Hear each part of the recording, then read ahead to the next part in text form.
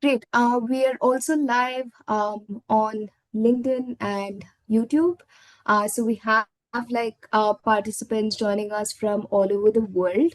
Let me just quickly read out. We have a few introductions that have come in. Hi, Arul, you're joining us from Kerala. Hi, Ragni. You're doing. You're a diploma student. Nice to have you here. Um, Hi, William. You're joining us from Canada. Hi, Fatima from Pakistan. Great. It's amazing to have such a lively bunch of audience here. Let me also quickly introduce myself. I am Ananya. I would be hosting the session on behalf of Simplilearn today. We have a super informative session planned for you, so please stay tuned. And before we dive in, we have a couple of ground rules that we request everyone to follow. Number one, please drop any questions you have in the Q&A box and not in the chat box. We keep getting a lot of messages in the chat box, a lot of pings, so we might end up missing yours. Please use the Q&A box effectively. We will try to answer all relevant queries during the session or at the end of it. And secondly, avoid sharing any external links or personal details in the chat box and keep the conversations only relevant to the topic that we're discussing. And finally, if you would like an attendance or a participation certificate, please stay tuned till the end of the session and give us your full name in the poll that we will be launching at the end of the webinar. And I see that there is a question about the recording. Yes, there will be a recording that we'll share at the end of the session. So yes, please stay tuned. Right. So let me just take a couple of minutes to introduce Simplilearn. At Simplilearn, everything we do revolves around one idea, which is helping professionals build skills that help them move forward in their career. So today's session is also very much part of that mission.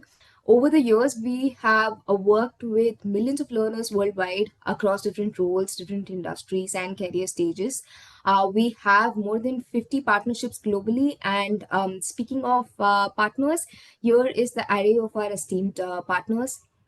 The programs that we develop and provide are in association with prestigious institutions like UCSD Extended Studies, Purdue University, Michigan Engineering Professional Education, as well as leading global organizations such as Google, Microsoft, and IBM.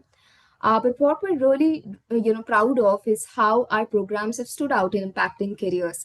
Our learners have reported a 50% salary hike and have also rated our programs more than 4.8 on 5, which shows, the quality of the learning experience and guidance that we provide. So quickly, let's take a look at today's agenda. In the next 1 hour, we will be exploring the product management, domain and what it looks like in 2026 and what are some changes or trends in the industry. We will then look into how great products are built, with detailed step-by-step instructions, which will cover roadmaps, backlogs, strategies, collaborations, and more. And we will then take Microsoft Teams as a case study, breaking it down and analyzing its features, while also discussing, how it can be improved and what can be improved and how. Finally, we will also introduce you to UCSD's AI-powered product management professional program and how it can help your career. And to guide us through all this, we have someone really accomplished and amazing, Julia Wiegers. Julia currently works as a senior product manager at the US Bank, before which she was a product manager with Wells Fargo. She excels in driving product strategy and delivery through agile methodologies. She has been leading cross-functional teams to deliver innovative SaaS solutions, which include CRM cloud migration and technologies that personalize offers and automate dialing. But what's really remarkable for me about Julia is her comprehensive management of the full product lifecycle. She has owned a 6-quarter roadmap, ensuring stakeholder alignment and enabling scalable change. So with Julia's guidance, I believe we are in excellent hands to navigate, the complexities of product management in today's session. Julia, it's an absolute pleasure to have you here and to host you in this session. It will be great if you can, add on to that introductions and say your hi to the participants. Absolutely. Thank you for that lovely introduction, Ananya.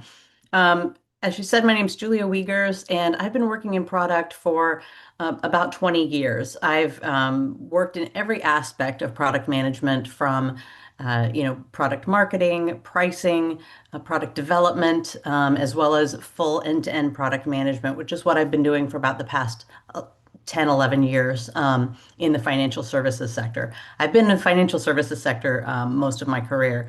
And what I think is important to understand about product management is it is very human.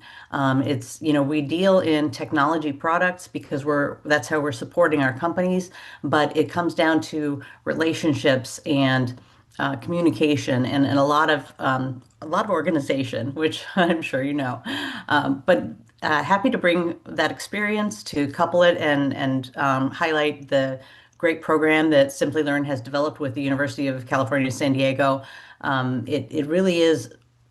I find that the workshops and the curriculum really help people who are either aspiring to become product managers or to kind of level up. If you're already a product manager and you're looking to move to that senior position, I find that the hands-on approach to the learning is very beneficial. Great. Thank you. Thank you so much, Julia. Once again, like it's amazing to have you here. So let's dive right into the first topic of the webinar, which is the reality of product management in 2026. So Julia, what are some expectations from a product manager amongst organizations or recruiters this currently in the job market? Yeah, I think that's a good question because the job market, we're all here on this webinar or in the course because we're trying to advance our careers, right? And understanding where the industry is going with product management is a really important place to understand when developing yourself and when facing, interviews for potential jobs. And, we say think AI first. AI is transforming everything, right? But understanding when it's appropriate to use AI, how AI can be used effectively, it can be a great tool. And in product management, I've been at two different companies that have been trying to leverage AI for product management and really seeing the ways you can train an AI to respond to you, the way you can use it to help offload tedious workload. As well as use it in the technology you're developing. So AI is twofold, right? You're using it to be a better product manager, but you're also using it in your products to make them kind of accelerate what's possible. And I think that's a real beauty about AI. I think the most important thing a person can know about AI is not to be afraid of it. A lot of people shy away or think, well, it's super complicated. It's not. AI goes back to when you started getting, spell check on, when you're in an email or when you're making a document. It's an advanced form of that, really, if you think about it, and embracing it. There are a lot of places within the curriculum where we, say, here's what you're doing as a product manager. Here's how you can use AI to kind of elevate that. So that's important to know. Another real important thing, I think, and I say this from experience, I'm currently in the process of hiring more people onto my team. So I've been doing interviews for the past 3 weeks, over and over and over again. And I think one thing that sets a candidate apart is when that candidate knows that we're looking for outcomes, not outputs, right? And that's, when a candidate can talk about the business value that the products are delivering, rather than talk about, well, we created this many clicks or we got through 30 story points in a sprint, those measurements are relative. Like, what does that mean? What did that actually get the business at the end of the day? And really, product management is formed for the purpose of delivering business value and understanding that business value, is truly at the heart of what we're doing, is very important. So knowing that as an outcome, we have a term, it's OKRs. If you've heard it, you know it. If you haven't, it stands for outcomes and key results. And to be OKR focused and to keep in mind that what you're doing as a product manager has to connect to what is important to the business, to those outcomes and key results that the business is tracking is really important. And also, the center point we have on here about building for platforms, not just products, uh, especially in what I've done in the financial services sector, and insurance and such, we are building platforms. We're building scalable solutions that can be used for, long into the future. And when you think about building products, my products will live far beyond my tenure at any company because they have to be built to be adaptable and scalable. Scalable is another really important concept within product management. So the I think it's important to realize that at the heart of it all is the product manager who is focused on the outcomes, who knows how to leverage different tools, including AI, but not just AI. You have to do your job yourself, but then understanding the trajectory of the product. Great. Thank you for drawing that, ideal profile of a product manager, who's expected to be in 2026. Yeah. So let's zoom out a little bit, Julia. As a seasoned product manager and educator, can you, take us through some trends that you've been observing in the industry? Like, what is the Mhm. demand? Like, what is the compensation like? Any industry insights that you can share will be great. Yeah, and I think that's important for anyone considering product management as a career path, right?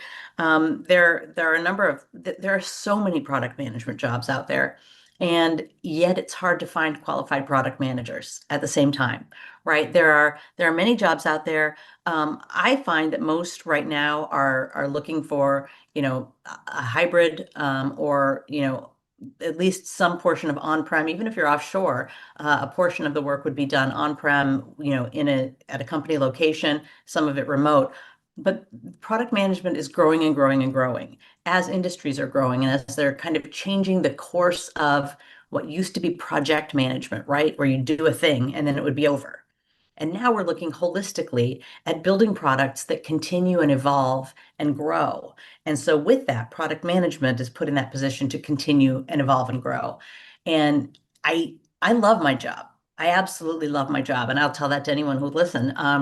It is, it's ranked among the best jobs because it's a great job, and that's because it's creative, it's productive, it's very challenging, but psychology shows that progress is what gives people job satisfaction, right? Harvard studies have shown that year over year, where it's not, the number of days off you get or even the pay, but it's feeling like you can move something forward and have an impact on making progress. And product management is this beautiful intersection, right, of technology and business and marketing and the product manager is really the interpreter of all of that because the product manager is the one who's responsible for interpreting the business needs, connecting to the OKRs, and helping technology with here's the problem that the business is having. Let's design something to support and to solve that problem. So when I say problem solving is my superpower, and that's where I'm truly happy in this role. Also, it does pay well. I mean, at the end of the day, product management is a lucrative job because it's hard and because it does require all of those skill sets of the creativity and the problem solving and the, analytical thinking as well. So it's a growing industry, absolutely growing. The last year Project Management Institute that has always done certification for project management, they bought Agile, right? So they bought into, if you think about the whole industry, and PMI is worldwide, they bought into the fact that the world is changing and transitioning to product management. And I don't know where that's going as far as certifications for that. Our certification program is one of the first ones out there, and it's one of the best ones out there because of the in-person learning. The live learning, not in person, but that really sets it apart. And so, being ahead of those industry trends, knowing that when we do talk during the course about leading indicators and lagging indicators, this is a leading indicator, right? When PMI is buying into when we're teaching the course and the enrollments keep going up and the jobs, are more and more year after year, those are leading indicators that this is the industry to be in. Um, there's and again, whether you're starting out, wanting to become a product manager, or whether you're in product management, ready to level up, this is an excellent time to do both of those things because a lot of it is unknown. A lot of the transition between project and product is forming as we're working through this. So understanding that this is a perfect time to come in and say, I don't know, either I don't know product management at all, or I don't know how to level up. This is a perfect time to do that because the opportunity is right there to be the best person at, doing comparative analytics for prioritization. Sounds really complicated, but it's not. It's not at all. But prioritization is a key element too. I get really excited about this question. And so knowing, like I said, I love my job. I love to talk about it. And I love bringing people on board because it really is a wonderful career path. Great. Thanks for that, Julia. It's actually really refreshing to, hear someone talk about their job with such, passion and love. It's amazing. It's really inspiring, actually. No, thank So you. right, like let's move on to the next section where we're going to talk about how, great products are built. Hmm. There might be a lot of challenges that product managers face in building or managing products. So we'll try to Hmm. sort of, address those challenges and build like a framework which people can follow. So, Julia, it'll be great, if you can take us through through any ideal roadmap one should follow in building a product or managing a product, or any framework or Yeah. any steps that you yourself follow. Yeah, and I think it's important to know, a 0 to 1, and oftentimes in job descriptions they'll say, 0 to 1, which means the idea for the product is just living in the ether. It's just in our heads and in our minds, and we want to bring it to reality to being, an actual physical thing or a delivered piece of software. A lot of things are 0 to 1, and I've worked on those, but most of product management with that I've seen is something that's in place already, and you as a product manager are going to be moving it forward, right? And that's a lot of what Agile is about. It's about iteration. It's about understanding a product life cycle. And as we look at, what we have on the screen here, this is like the product management life cycle, right? And I think understanding the user and ecosystem is absolutely the first place to start. Product management can't exist without context because you have to understand what the user, pardon me, I have an eyelash. You have to understand what the user is experiencing. You have to understand what their pain points are. You have to understand, in your business day, this is what I say often to my business partners when I'm working on something with them. I'm like, show me your current business flow, your current workflow. And business partners like, well, I want the system to do this. And you're like, I hear what you want. Show me your workflow and where the pain points are. And then we can talk about what the problems are because understanding the user and the ecosystem, you can't design a solution for someone if you don't understand where they are working. If you don't understand what, or in that case, your user, right? If you don't understand how they're interacting with your problem, you can't possibly define the right problem. And, step two, where they have here, defining the right problem is the most important thing we do. I can't tell you how much work is wasted when the problem isn't defined correctly. When product management, and when product management is nascent at a company and you're just trying to take those first steps from project to product, a lot of times product management feels like they're taking orders from the business. Well, change this button to blue, or I want this to, do something different. And that's not true product management. I mean, that's technology, right? That has to happen. Sometimes you need to do fixes, but understanding the problem that the business is facing, understanding the problem that your customer is facing, if you're talking about a consumer product, right?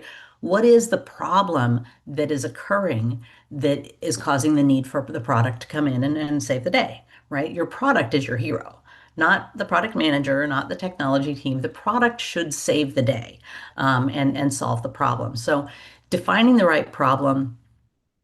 All right, show of hands in the chat window. How many people have ever painted a room? Like painted your bedroom or your kitchen? Just give me a thumbs up or something in the chat. There we go. You got some thumbs ups. When you're painting and trying to teach kids to do this, you take a long time prepping that room, right? You take a long time taping. You take a long time laying down the mats. You take a long time getting, taking the little outlet covers off, because the more you prepare, right, the more you get it right before you start painting, the better off your painting is going to look. The more your paint will look as though it's done by a professional versus like done do it yourself, right? And even if you're doing it yourself. And the same can be said for product management.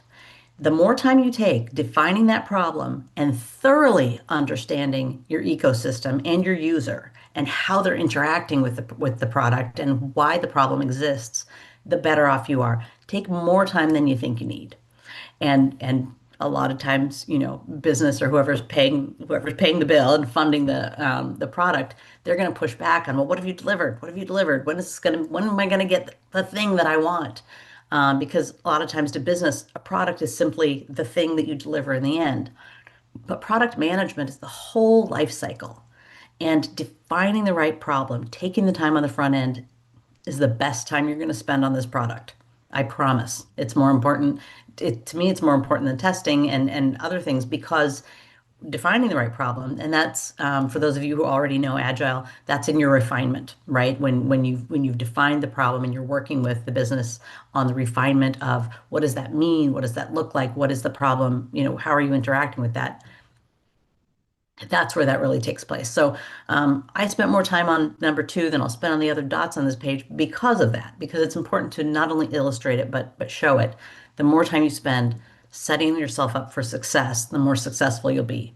If you jump right into painting that room, it's going to drip on the carpet. It's going to get on the ceiling and different parts, and you're not going to be as happy as if you'd just taken the time on the front end and prepared better. Prioritizing for impact, again, focus on what moves the needle. And what they mean here is what we in Agile will call success metrics, right? How do we know that our product worked? We've defined our pain point. We've gotten accustomed to the environment. We've talked with our users. We understand the system. We've identified the problem really well. So how will we know if our product solves the problem? So before you start building your product, whether it's a physical, consumer goods product or whether it's a software system, you have to define clearly what success means.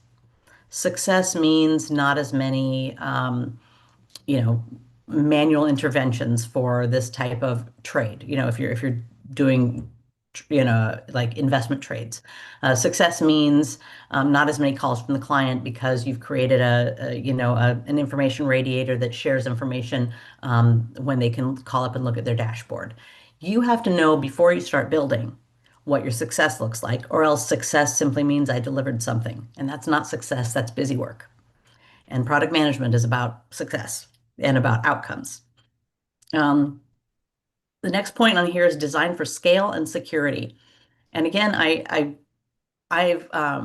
worked on the business end, in credit card financing, in airline pricing. I've worked on the business end. So when I talk about my relationships with business partners, I have it with great affection and great appreciation for what's important to them. But a lot of times what I hear is, well, can't you just? Well, it shouldn't be that hard.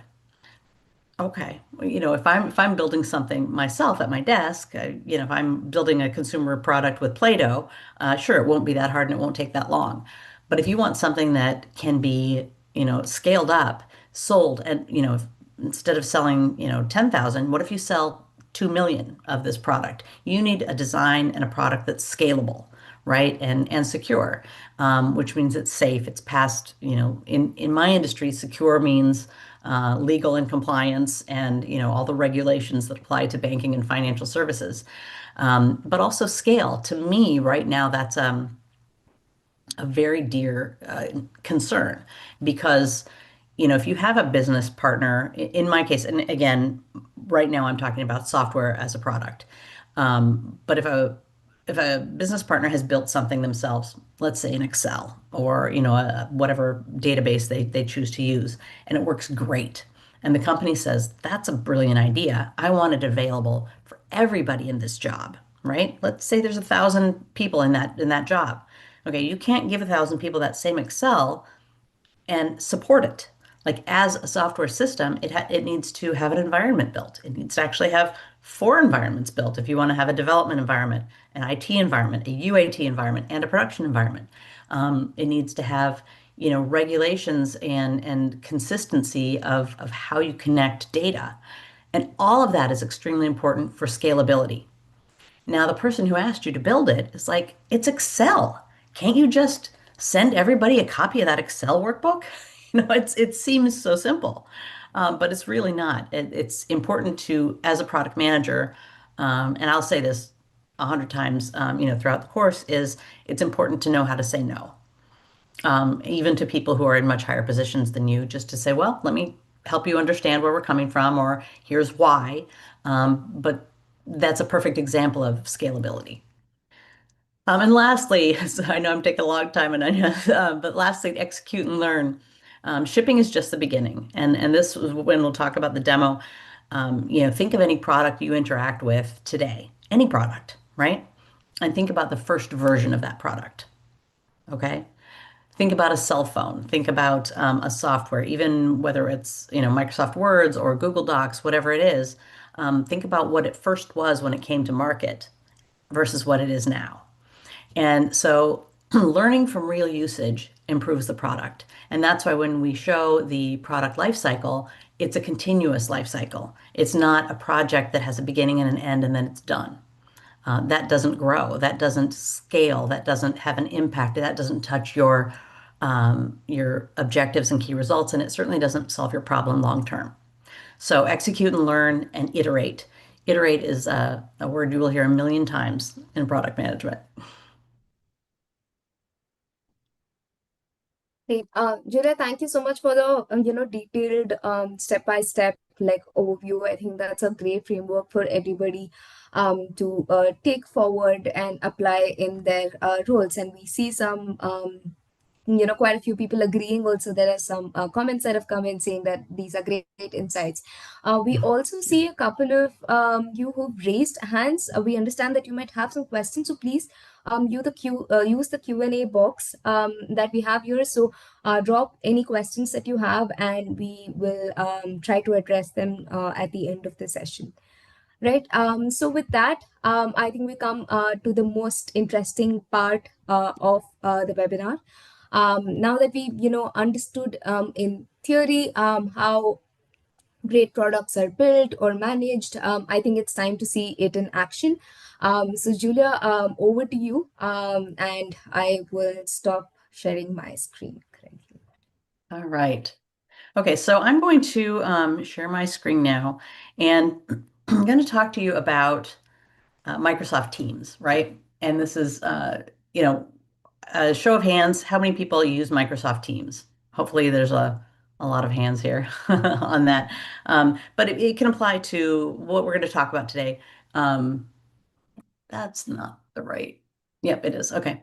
We're going to talk about any really Teams meeting. Oh, I see lots of thumbs up. That's fantastic. Okay, I don't need to go on that. But if you think about Slack or Teams or Outlook, things like that, what I want to show is, this is from a different effort. But as you look at the different things we have in Teams, right? You've got your buttons up here to look at unread, at channels. You've got chats in here and meeting chats separate from chats. And as you go through any different meeting chat, right? You look through here. This is about a conference, right? This is a group of salespeople at a conference, and they're exchanging information through this Teams channel, right? And you've got, oh, we're arriving late this evening.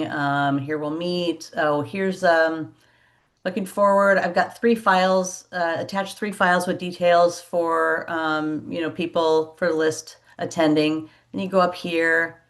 Did anyone receive anything from MBAA yet about being registered? You go through a conversation, and this is for any, in my line of work, I have ongoing ceremonies. We call them ceremonies, they're meetings, but agile ceremonies that happen either once a week with different partners or twice a week with different partners. And you end up with these meeting chats, right? You end up with meeting chats that are long, that go week after week after week, and you go through, and there's just a lot of, I'm going to go back to the one I was just on. There's just a lot of content in these channels. And what do you find here? You find updates, you find encouragement, um, you find, thank you, but then you also have a reservation or a request for information. What's what? Right? We all have it. We all experience this in teams because this happens in the meetings also, right? When you're in a meeting chat, and how do you capture your decisions, right? Everything in here, whether it's, hey, Elizabeth, do you have time for the lead at Fly House? Do you have a name for the lead at Fly House? Well, I might not have seen that. Who knows what happened there, right? Did it get followed up on? Whose task is it? Who's responsible for the follow-up? Who's responsible for, you know, sending something out? Down further, you get, it was a fun party, evidently. Down further, you get, a form here, reminder to put all of your contacts into the form from Jamie's post, right? We get things in that. Who's supposed to do that? Are we doing that? So if you think back to the previous slide, right? The first thing we want to do is get immersed in the ecosystem and understand the user. As a user, let's say I'm a salesperson on this team, right? Let's say there I am. I'm the salesperson on this team. But going through this, how do I know what tasks are for me to follow up on? What tasks are for like a sales leader to follow up on? What tasks are for, anyone else to follow up on? It's hard to tell. And so when we look at this and we get the context, you have to start with context, you know, because without context, you can't talk about a proper solution, right? So we're going to talk about discovery. Pardon me, I'm gonna flip a page here. Um, what what would we say the problems here are, right? Let's go ahead and put it in the chat. I've got my OneNote open. So if we look at observations, right? Observations. We're looking here at the Teams channel. What do we find as a user, right? I'm going to say decisions aren't easy to identify, right? And I identify isn't spelled right. So the decisions aren't easy to identify. Action items look the same as jokes or updates, right? So you start identifying the pain points just by making some observations, right? Chaos. Love that. It's chaos. And yet this is our tool, and it's a better tool than none, right? Is it? I mean, that's what we're observing, right? So we look at the pain point, right? So then we talk about pain points. And you think, well, didn't we just make those pain points? Those are our observations, right? The pain point is decisions are made, but not retained. That's actually a problem, right? That's when you start to define that problem, right? Action items exist, but they aren't tracked. And I go back to that, that post that said, "Hey, everybody, put your contact information in here," and I can tell you definitively, people didn't. Yeah, that didn't happen. It wasn't followed through on that, right? So meetings repeat because of no clarity, like no clarity. Okay. And I'm breezing through this. I want to make sure to kind of back up and say the observations are going to take weeks, maybe months, right? You're going to be doing user interviews. You're going to be doing side-by-sides observations. We're breezing through this in 10, 15 minutes. These are definitely activities that happen with a group of people and over time. So I'm just doing this illustratively so that you can understand the process. Okay, so looking at what we saw, and based on all the thumbs up that I got, thank you for interacting there. When you use Teams, is it so much clearer? Do you see decisions clearly in your Teams channels or Teams chats? Or do your action items exist for follow-up? And you know, I'm guessing the answer is no. I'm guessing that that's an experience, that's not an edge case, right? And I remember the first time I heard that term. I want to make sure I explain that because a lot of people, even people who've been in product a long time, an edge case is that one use case that's so rare, but it does occur, right? And oftentimes, this is a sidebar that I'll come back to. You don't want to build your product for the edge case, right? Your product is necessary for business value. You don't want to build your product to serve the 2% of scenarios that your users are experiencing. You want to build your product to serve the 85 to 90% of scenarios that your users are experiencing. You can't build for everybody. You can over time, you can say, hey, we have nothing left to build. Let's go fix that one use case that's, so random. But when you're building a product initially, you want to look at what's going to move that needle, what that business value is that you're trying to reach, and how you can get there.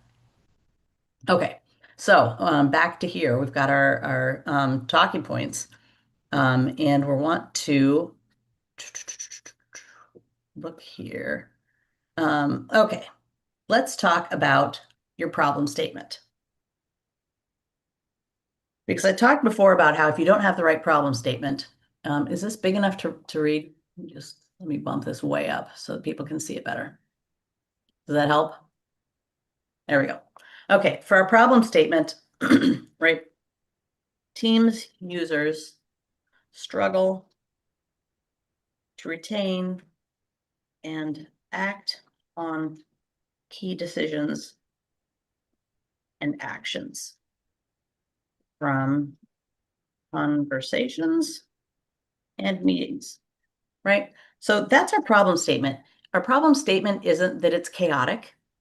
That's an observation, right? Our problem statement isn't that, action items look the same as jokes or updates or the weather report. It's not the same as a pain point. The problem statement is that team users struggle to retain and act on key decisions, which means it's wasting time, it's wasting productivity, it's losing focus. That's the problem statement. So making sure you make your observations, you define the pain points, and then you make your problem statement, right? Go back to Teams for a minute. Just to reset our, just to reset our expectations. We're looking for a problem statement that defines what's going on here. How do I know what I'm supposed to act on? I know up here, there are some things that people have been asked to do, right? How do you know you're supposed to do it? How can you track that? Where's everybody meeting? Did people meet up? Things like that. So the problem statement is that people are struggling to retain and act on that. So then what I said earlier, if you think back to the 5 steps that I outlined on that previous slide, right? What will success look like? What is success going to look like if you build a product that solves this problem? Well, it's not chaotic. That's not a success measure, right? If your problem is team users struggle to retain and act on key decisions and actions, then what are your success metrics going to look like? Oops. Your success metrics are going to look like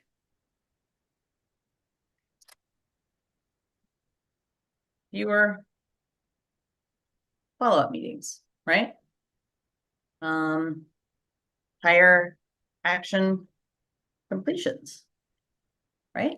These are outcomes. These are things you can measure. and say, oh, if I build the product right, if I do this, if I solve this problem, this is how I'll be able to measure it. Right? So this isn't a failure of Teams, by the way. I'm not criticizing Teams as an application because, again, what I asked you earlier, think about the first version of Teams. It was, oh, what was it called? It came up in the little corner. It wasn't Skype. It was before Skype. But anyway, it was just a little instant messaging tool that grew to Skype, that grew to Teams. Like it's really evolved because of the user experience, because of measuring what we need it to do versus what it's been doing, right? So this is a natural limitation, a natural growth of the tool. So then we've talked about the success metrics. We've got our observations, we've got our pain points and our problem statement. We've defined our success metrics, which is so important because you will get pushback from whoever's paying the bill, right? Whoever's paying the bill will want to know what you delivered and what value it's bringing and how fast it's going to be brought. The side thing, this isn't in part of my demo, but I always, and this will serve you well in an interview, but you talk about the magic triangle, right? Of product management. And that you can find this online. I did not invent it, but it is resources, time, and scope, right? You cannot increase scope without affecting your time and resources. You cannot define the time without cutting your scope or your resources. And resources is either number of developers or money, whatever you have for resources. Those three things have to be in balance. And oftentimes you hear the term scope creep because people try and, carpet their house with scope on some of these things. And you have to keep it tight with, the time, the scope, and the resources. So that's something important to take away. Back to here, and then I'll wrap it up. I know I'm I'm trying to get here on time. But when you talk about here, you know, you've once you define the problem and the success metrics, you need to talk about your MVP, right? And we're not going to solve the problem of how to do this. We're not going to solve that in 15 minutes, or I would be getting paid so much more than I am if I could solve that in 15 minutes. But when you talk about an MVP, that stands for minimum viable product. And MVP oftentimes feels like the business feels this panic, right? They want to put everything they want in the MVP. And that's not what an MVP is for. An MVP is kind of like a high class proof of concept, right? MVP says, what's the minimum I can produce here that's actually going to see if this concept works. If it works well, let's think of the MVP here as that little chat box that used to be in the corner of the screen, right? Before Teams ever became Teams, before Skype became Skype, and it was just, I wish I remember the name of it, but it was just this little box that I could IM someone 2 buildings away. And then later on, I could IM someone who's in New York when I was in, Minneapolis. That was revolutionary. That was just crazy talk. You didn't have to get on the phone. You didn't have to do things like that. So that is truly an MVP of what we now know as Teams, right? So the minimum viable product. Then you start adding on features like, well, what if I could do video chat, with this feature of connecting with someone, in a different location? What if, when pandemic hit and the whole world had to pivot, that foundational work was already built. Zoom had already built it and Skype had already built it. And they were able to help businesses stay productive. And a lot of people are like, oh, they capitalized on a horrible thing that affected the world. They actually helped so many companies and so many people retain their jobs and stay productive during a time when it was very difficult to do so. And you think about during that time, the gathering of information for the iterations. But I digress. If you're a product manager on a mature product like MS Teams, and you're trying to solve today's problem of the chaos that's in those channels, you look for some MVP solutions, right? What kind of things uh, would we look to say? We would look to say when a decision is made, a user can identify it as a decision, so it's easier to find, right? When you go through those long scrolling pages of meeting notes, and meeting notes are worse than this, right? You've got uh, especially if you have meeting notes that repeat the same meeting week after week, right? You've got multiple things. What if you could scroll through that and easily identify the decision, right? Or easily identify an action item and owner, right? So you start looking at those MVP elements of the of the product, right? So what's important, and then I promise I'm wrapping it up on you. What's important is that we understand you can't, there's a phrase out there, you can't boil the ocean, right? We can't solve everything that'll ever be wrong with teams in this one product effort. What we can solve is this problem that we've defined, a tight definition of a product, of a problem. We can solve that. And we can solve it by not trying to overbuild, which you will always have to be the champion of scope. You will always have to put up that fence and defend that fence because you're defending it for your development team, but you're also defending it for your business. Because if scope is just grazing along and you without any fences up, it'll never be complete and it'll never be satisfying. It'll never meet expectations. So that's what we do. And at the end of this, very important is to measure what you've done. Measure what you've done, report back. And I would say one of the bravest things I've ever done in product management was report back on a product that did not work. Most of the time, you're going to be pressured to say something works no matter what. And most of the time, believe it or not, most products do have a positive impact. Most do. Even physical products, despite what, people would say or what people tend to think. But the best thing you can do as a product manager is to have integrity and report back what your actual findings are, whether that's a product that failed or a product that succeeded. I know I used a lot of time, so I appreciate your time listening. I get very excited about this. I get very passionate about this. Product management it's the best job out there. So thank you for your time. All right, Uh, I'll stop yes, sharing. thank you. Thanks, Julia. I think that was a very, illustrative demo. Almost felt like, it's part of a product manager brainstorming session. It was really good to know. Thanks. So before, we move on to the final session of the webinar, it would be great to understand a bit more from our audiences what more they'd like us to do webinars on. So for upcoming webinars, like if you would like more career guidance, if you'd like to understand learning pathways, or you would like more demos like this, or case studies, just let us know what your interests are, what you'd like to learn, and we'd be sure to take that as a feedback to plan our upcoming session. So meanwhile, I'll share my screen back.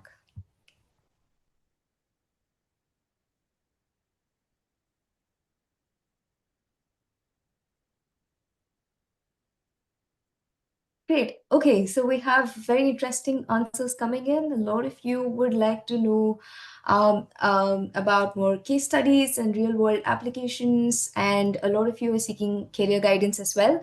Well noted. We would ensure to plan our upcoming sessions accordingly. Great. So let's do like a quick recap of some key learnings from Julia's demo.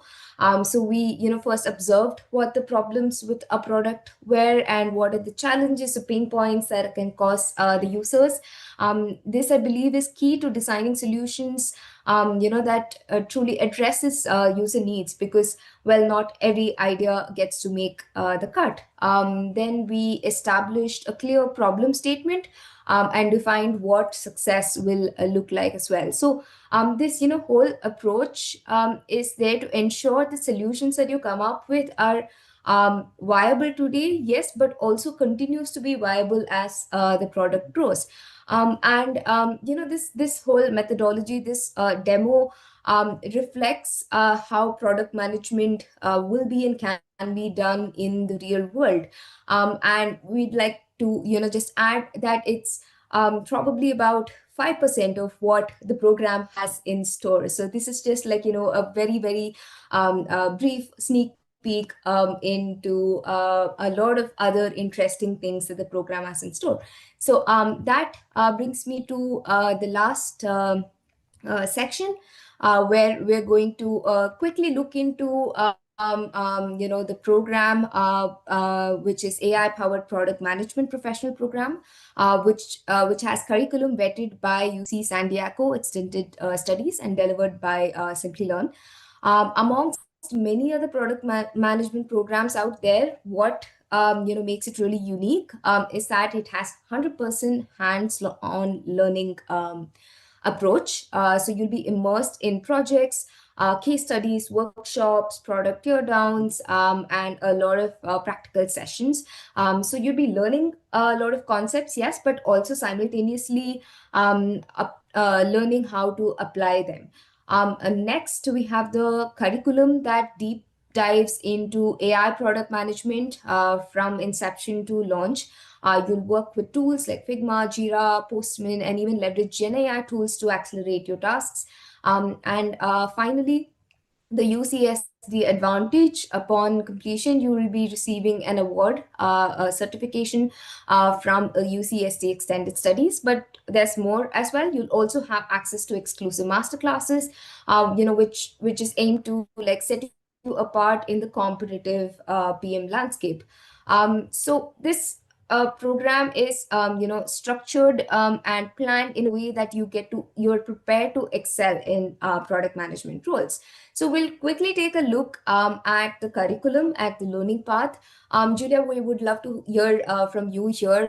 We have the modules, and we also see a lot of workshops as part of the curriculum, which is quite different from how a lot of other programs might be structured, right? So what's your take on this?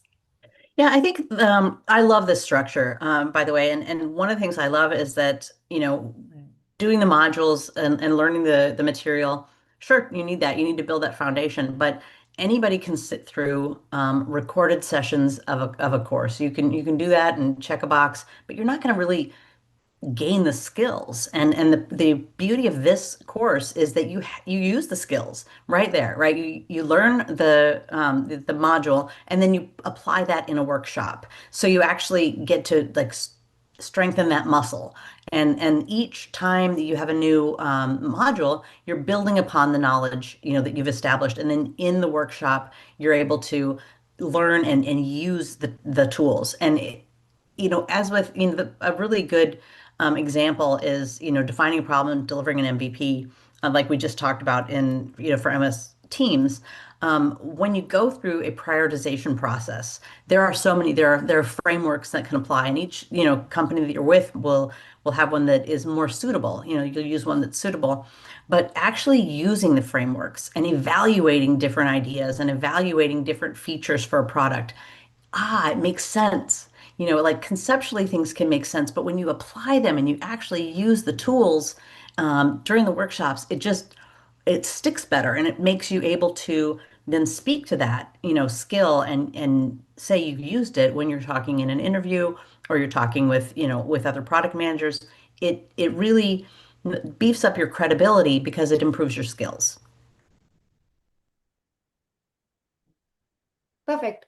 Great. So, you mentioned skills. So I think we've already spoken about a lot of skills as part of the curriculum, but tools. Wow. The list of tools that we see here that the program, covers, is very extensive, right? So, Julia, how important is it for a product manager to have ability to, and adaptability to work with tools, and especially AI tools?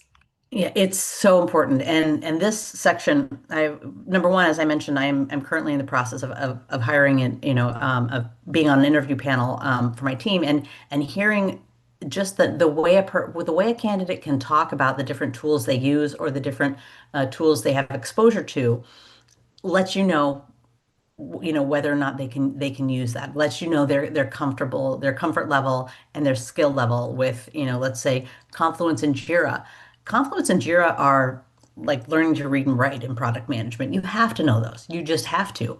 But then being able to say, well, I've used Mural for, story mapping or Figma, things like that. You get the idea that it's beyond the tool. It's more of showing that the mindset and the framework is there to be a successful product manager. Because if you're used to Figma, that's fine. If my company doesn't have it, I know you have those skills that I can then bring in and use in a different tool that works in the same way, right? And funny story about Trello. My company doesn't use Trello, but I taught it, with this course last year. And shortly thereafter, my husband and I moved from the Midwest in the United States to the East Coast out to Boston. And I put our entire move in Trello. Every single task was managed in Trello from, each person has their to-do board and then it would get in progress. And we managed our whole move that way because it's such a great tool. It's such a great tool. And with any of these tools, you're going to find one that just clicks with you, but you're also going to find companies that, the company I was at and the company I'm at now, they all use Confluence, Jira, and Copilot all the time. Where I am now, they also use Mural or, Figma. And it's important to know these tools because when you talk about it in an interview, and I encourage you, when you are in an interview situation, talk about the tools you use, not because you're limited to them, but because it shows that you can learn them and it shows the mindset of someone who can use a tool, a technology tool, to do the job. And that's important. Great.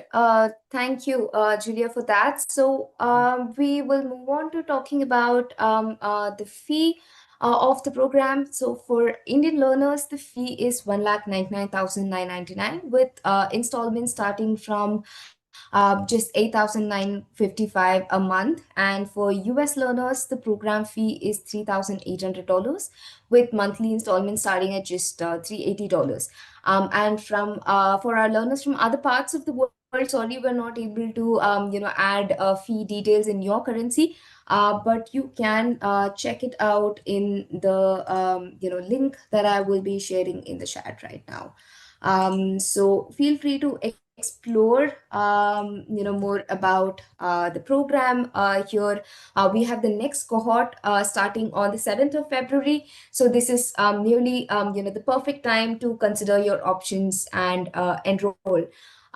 So if you are interested in enrolling in the program or would like to know more about the program and its offering, then you can let us know in the poll that we've launched right now. Even if you're a little unsure, you want more details or personalized career guidance, click on yes, and our expert advisors will be getting in touch with you to guide you further. So while we have learners answering the poll, Julia, maybe we can look at a couple of questions that have come Absolutely. our way. Yes. Yeah. So this is a question from Tim. We already you spoke about defining success and how Mhm. important that is. So this question is about how you, as a product manager, personally define success in what you do. Well, I think there's two parts to that question. The first is for my product, my success is tied to is the product solving the problem? Right? Mhm. And that's the most important thing you can do. If you're measuring clicks, if you're measuring, open rates, if that doesn't actually sell anything or move the needle, that's not success to me. And so making sure your success measures are measuring the business value, the value that your product is being. If you're talking about me personally, I think again I go back to those studies that show progress, right? I always start my meetings off and with we're not always, but when I'm with a new team, like we're here for a shared goal. And our goal is to deliver X. We're going to deliver this and it's going to have this value for the business. I like to bring everybody together with the context, and so that the development team understands the value they're bringing and why they're doing the work they're doing, rather than just asking them to write code. To me, success is progress, but also a really great team culture. And I'd say it's luck, but I've been on too many great teams to think it's luck. Like the way you work with the team and respect the team, respect their creativity and their contributions. It's really about development, and I love that. I love watching a team get stronger.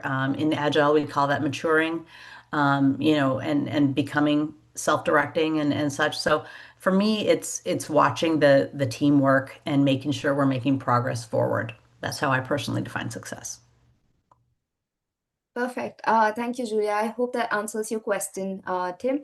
So we have quite a lot of interest that have come towards the enrollments. I'm going to end the poll now, and move on to the attendance certificate.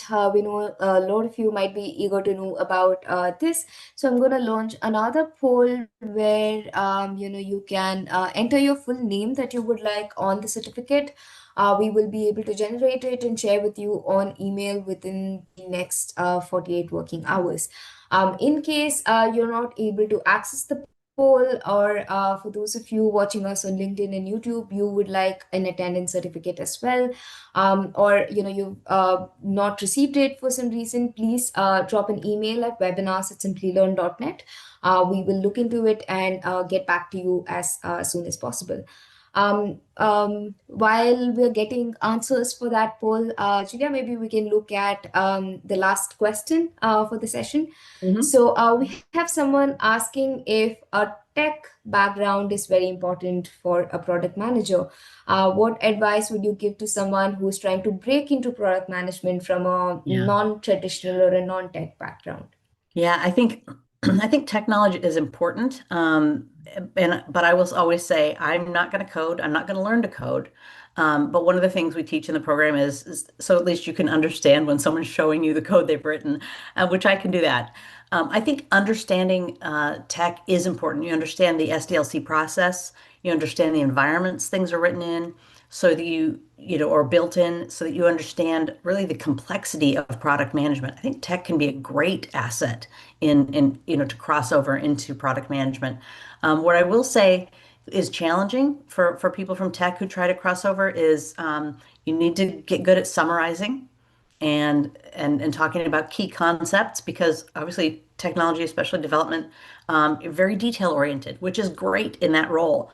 But as you kind of pivot and move towards product management, it's about communicating with leadership and communicating with people, but being able to translate the business to the technology. You've got a great advantage there. If you are coming from a tech background, you've got a real advantage to be able to say, I know how to speak to the technology groups and explain the business needs, and I know how to translate that. But you also have to translate in the other direction and make sure you're not being too detailed with technology when talking to business. So I do think that's a wonderful position to be in if you're trying to pivot to product management, but you just have to learn to, I don't want to say simplify, but summarize and speak at a high level, and just summarization, especially when talking with, each time you go up a level in communication. When I talk to people who are, leaders in my company, I'm not going to talk to them about all the different stories we did or the defects or the bugs or the testing in UAT. I'm going to talk to them about, we delivered the majority of functionality for this product this month. We'll be following up with some additional functionality during the next sprint. You summarize and talk at a high level. Then if they have detailed questions, you can follow up with that. But I would say as a technology person, that would be your key task, would be learning how to summarize and speak to leadership. Perfect. Thanks, Julia. I think I know I said that was the last question, but there's something quite interesting that has come up. So we'll maybe like briefly address that as well. Sure. This is about products like Microsoft are not made available in certain organizations due to Yeah. restrictions or Hmm. cybersecurity restrictions. So it becomes difficult to use a lot of tools. So what's your view on this, as organizations have restrictions like on due to cyber threats or external threats Yeah. from the world? I think that's a good question, because we get hung up thinking, oh, this tool is the best tool and it's the only one that can do this thing. And that's not true, right? If your company isn't allowing certain web-based or cloud-based tools, find out what they do allow and then become an expert at that, right? And you're like, I'm not an expert at whatever. My personal story is, I at my previous company, I had product owners and I was a product manager. I did not know how to write JQL queries in Jira. And when I moved to my new role, that was my responsibility. So each morning I would get up and I would do like 15 minutes to a half an hour just on either, on a learning platform or someplace else. Make yourself the expert in whatever tools they do offer. Make sure that with what tools your company has that are authorized, go to your learning group and say, hey, if I can't use these, Microsoft tools, what do you have that I can use? And if they don't have an equivalent product, press them because show them the value that the product will bring so that you can get that brought into your company. But don't ever think that there's only one product that can do a task. A number of products can do the same thing. Some might do it better than others. Some might do it more efficiently than others. I mean, we hope so if we're building products, right? But I would say embrace what your company has and get good at it and stand out for what you produce and what your results are, rather than letting the limitations hold you back. Perfect. I hope that answers your question. So with that, we're wrapping up this session. If anyone has any question that we were not able to address in the webinar or want to share any feedback, please feel free to write to us. And Julia, thank you so much for your guidance and sharing your knowledge. It's been a pleasure having you here. Do you have any final remarks to share, any advice for our learners? My advice would be, if you think you're not ready, it's okay. Start learning. This truly is, I think, the best job out there. There's so much opportunity to be creative and to make a difference. And no matter where you are, whether you're in technology thinking I might want to look at product management, or whether you're in product management thinking I really want to level up to be a senior or a lead, do it. Don't wait till you feel 100% ready. Take a step, start talking to people in that field, start applying for jobs and reading through the job descriptions and seeing what the jobs that interest you, right? Seeing what jobs interest you and then following through on what those requirements are. And you might be, a ways out. Certainly when I had made my decision to want to move to a different company, it took a long time to develop the specific skills I needed to be attractive to that company. Take your time, but take action. That would be my ending advice, would be take action to move forward, because it's a great field. Great. Amazing. Thank you for the wise words. So with that, we are wrapping up the session. To all the participants as well, thank you very much for spending the last 1 hour with us. We hope that you'll be able to apply the learnings from this session, as well as what you'll get from our program to get ahead in your career. Have